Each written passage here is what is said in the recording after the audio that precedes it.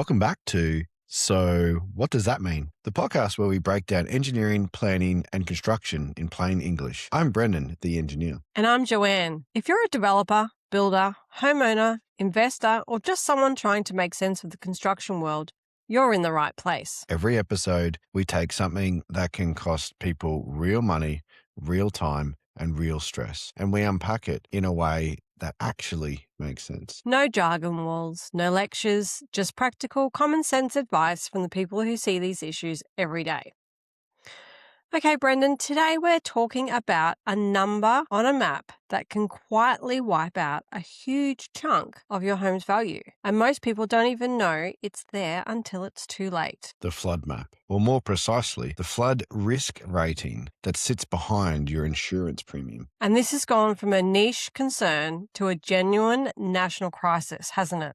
It really has. Home insurance premiums jumped 28% in a single year to an average of nearly $1,900. But for the highest risk properties, the flood exposed ones, premiums went up by 50%, half again in 1 year. So who's actually feeling that? About 1.24 million Australian households are now in what's called insurance affordability stress, meaning they're spending more than 4 weeks of their income just on home insurance. For the worst affected, it's nearly 9 weeks of income on insurance. That's before the mortgage. And the scary part is what happens when premiums get so high that people just stop. That's the heart of today. Around 380,000 homes in Australia are already effectively uninsurable or unaffordable to insure. And on current trends, that could be 1 in 10 homes by 2035. When a home can't be insured, it gets very hard to sell, hard to get a mortgage on, and its value can quietly collapse. The flood map becomes a financial sentence. So why is flood specifically the villain here?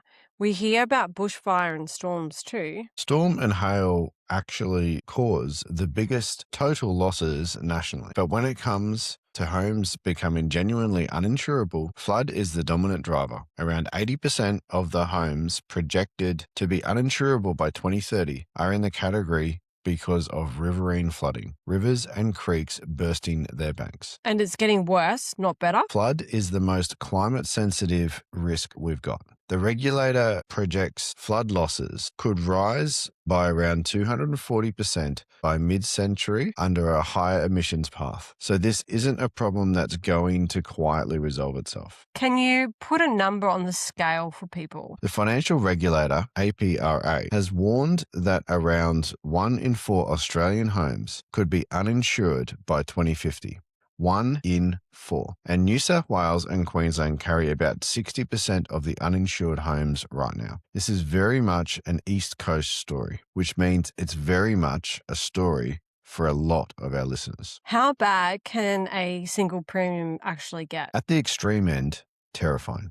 One major insurer disclosed flood premiums running up to 4% of a home's insured value. On a $500,000 home, that's a $20,000 flood premium. And once you add contents and the rest, the worst cases topped $45,000 a year. Nobody can pay that. So they don't insure. And they roll the dice. And a lot of people do roll the dice? They do. Before the 2022 floods, around 74% of one insurer's highest risk customers had opted out of flood cover. In parts of northern New South Wales, it was closer to 90%. So when the water came, the vast majority simply weren't covered. Okay, here's where I want to push you because so far this is bleak. Is a flood rating just your fate? Or can engineering actually change it? This is exactly why I wanted to do this episode. Most people treat a flood map like it's the weather, something that just happens to you. But a flood risk rating is built on assumptions, and assumptions can sometimes be wrong, out of date, or too coarse for your specific site. Does that mean the map might be painting your property with a broad brush? Exactly. A lot of flood mapping is regional. It models a catchment at a fairly broad scale. Your individual lot might actually sit higher, drain differently, or be affected in a far more limited way than the broad map suggests. The map says flood zone, but your specific dirt might tell a nuanced story. So what can actually be done? A few things. First, a site-specific flood assessment. Instead of relying on the broad brush map, an engineer looks at your actual levels, the actual flow paths, and the actual behavior of water on your site. Sometimes that produces a more accurate and lower risk picture than the default mapping.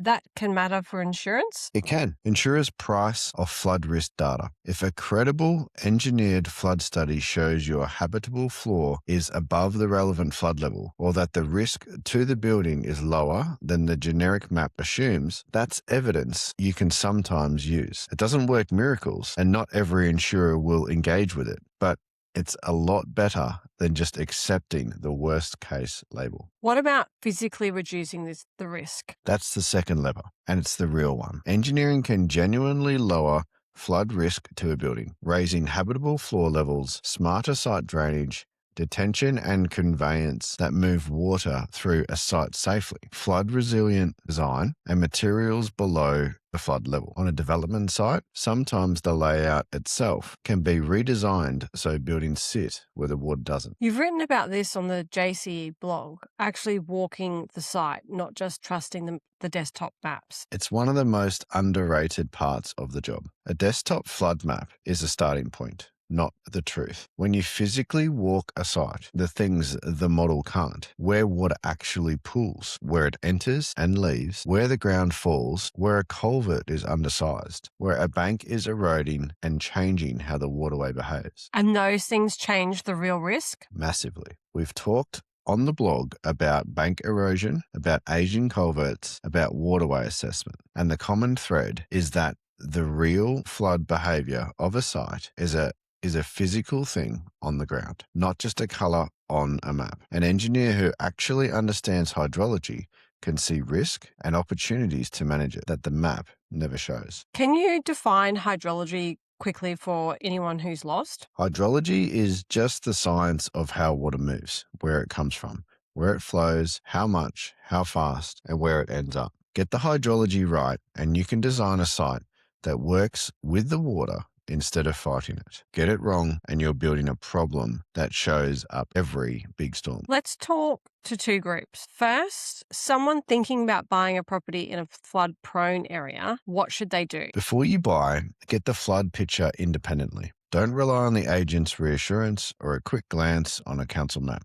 Get a proper read on the flood risk and likely insurance cost and whether anything can be done to reduce the risk. The flood premium is part of the true cost of the home, and it can dwarf small differences in purchase price. Because a cheap flood zone house with a $15,000 annual premium isn't really that cheap. It's the most expensive house on the street, dressed up as a bargain, and if it becomes uninsurable, you may not be able to sell it at all. The next buyer will run the same numbers you should have. So, and the second group, developers and people subdividing in flood-affected areas. For development, flood is often the single biggest constraint that decides whether a project works. But, and we've said this before, a flood constraint doesn't automatically kill a project. It means the design has to respond to it. Floor levels, fill, drainage strategy, where buildings sit, how water moves through and off the site, and whether the development makes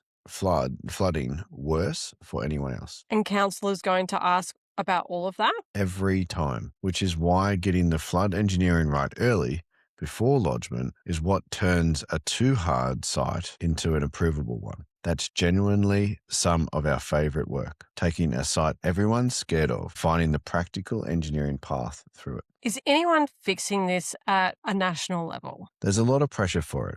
The insurance industry is pushing for a $30 billion flood defence fund to build resilience infrastructure, levees, drainage, the physical stuff across flood-prone catchments in New South Wales, Queensland and Victoria. The argument is simple. It's cheaper to reduce the risk than to keep paying for the damage. Which is basically the engineering argument. It is. The most powerful lever anyone has, government, community, or individual owner, is reducing the underlying risk. You can argue about who pays the premium, or you can change the physical situation so the risk is lower in the first place. Engineering is how you do the second one. So, same home, lots of water flowing through it. It's repeatedly flooded. And that's the pattern insurers keep flagging. The same homes flooding again and again. Around 1.36 million properties face some level of flood risk in Australia. We can't move them all, but for a lot of individual sites, smart engineering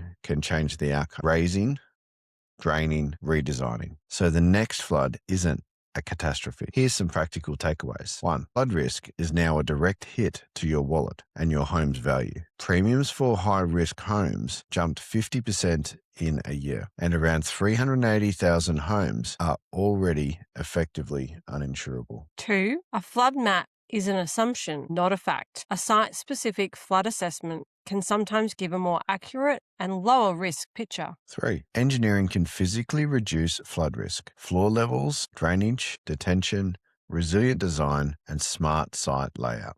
4. Before you buy in a flood area, price in the insurance and check what can be done. A cheap flood zone home can be the most expensive house on the street. 5. If you're developing, get the flood engineering right before lodgement. It's often what decides whether the project is even approvable. And finally, walk the site. The real flood story is on the ground, not just on the map. Has your insurance premiums jumped because of a flood rating? Or have you been told a property is uninsurable? Tell us about it on YouTube or through JCE. And if you're looking at a flood-affected site and wondering whether anything can be done, that's exactly the kind of question we love. A flood map can feel like destiny, but for a lot of properties, it's actually a design problem, and design problems have solutions. You can't stop the rain, but you can change how your site handles it. That's the difference between a property that floods and loses value and one that's been engineered to cope. Same weather, very different outcome. If this episode helped you see flood risk differently, share it with someone who's buying, building, or developing near water. Subscribe on YouTube, follow us on Spotify, and connect with us on LinkedIn. And as always, if you've got a topic, a question, or a building headache you want us to unpack, send it through to JCE. We genuinely enjoy this stuff. Thanks for listening. See you in the next one.